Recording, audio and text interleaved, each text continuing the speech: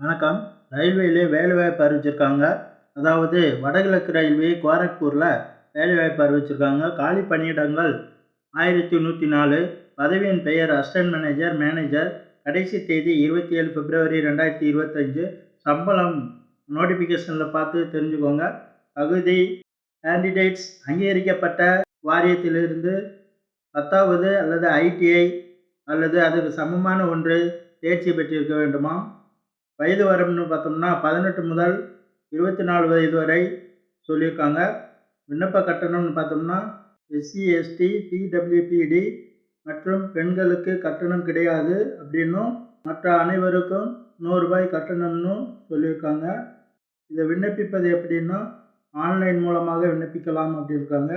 ner.indianrailways.gov.in என்ற இணையதளம் மூலம் விண்ணப்பிக்கலாம்னு சொல்லியிருக்காங்க. நன்றி.